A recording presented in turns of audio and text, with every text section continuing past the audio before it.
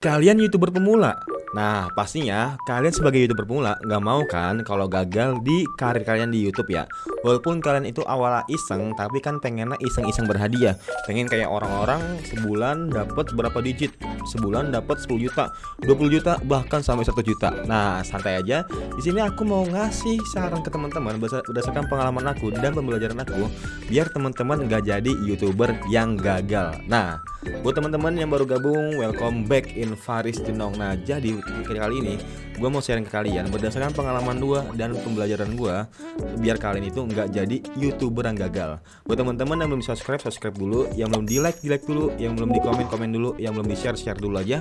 Nah, jadi untuk kali ini gue mau ngebahas tentang kenapa sih banyak YouTuber pemula itu yang gagal, dan teman-teman jangan sampai nyontohin ya. Nah, oke. Jadi gini teman-teman, kenapa YouTuber itu banyak yang gagal? Pertama, karena ini berdasarkan pengalaman aku ya, dan apa yang aku lihat di YouTuber yang lain yang udah gede cuman mati. Pertama, dia itu nggak konsisten. Nah, kenapa kenapa dia bisa dibilang nggak konsisten? Karena dia kebanyakan itu banyak YouTuber yang udah centang, mulainya itu dari vertikal. Dia itu gede, banyak subscriber ya, karena dari vertikal. Ketika dia pindah ke horizontal, dia itu penontonnya itu dikit.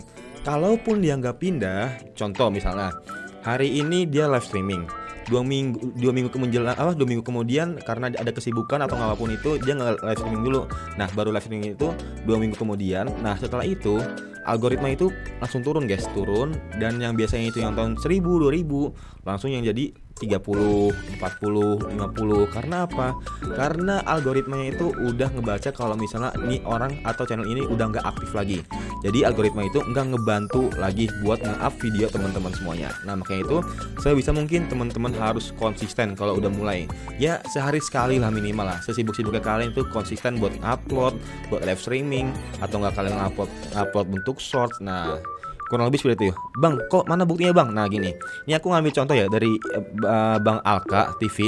Dulu dia itu YouTuber pemula guys, YouTuber pemula aktif banget buat live streaming karena dia banyak kesibukan dan juga ada sekarang lagi fokus kerja. Jadi dia dulunya itu subscriber itu 101.000 lebih ya bah. Nah, udah dapat play button.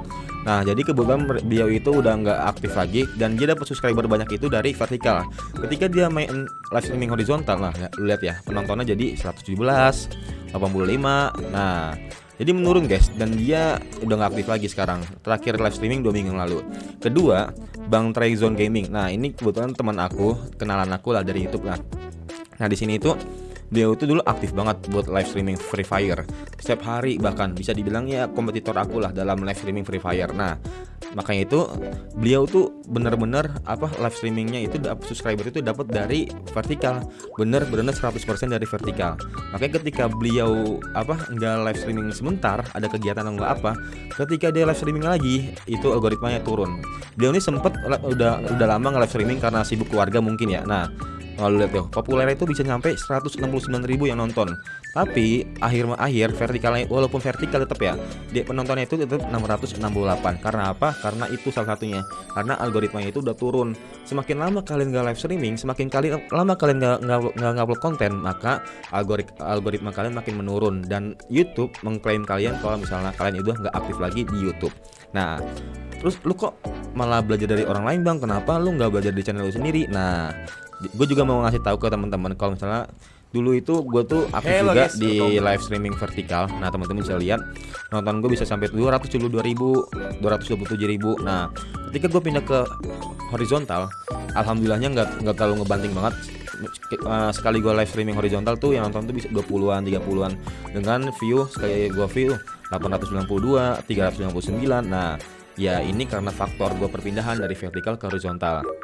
Dan teman-teman kalau misalnya mau ngejelasin perbedaan live streaming horizontal dan vertikal, teman-teman bisa lihat aja di channel pertama aku di ini nih. Nah, aku udah ngejelasin di bagian sini itu dari pendapatan, perbedaan, semuanya itu udah aku jelasin lengkap guys. Nah, jadi gitu kurang lebih ya, karena nggak konsisten. Kedua, karena teman-teman itu kebanyakan niche. Nah, niche-nya itu jadi kebagi-bagi. YouTube ini nggak bisa ngebaca teman itu fokus ke arah mana buat jadi YouTubernya.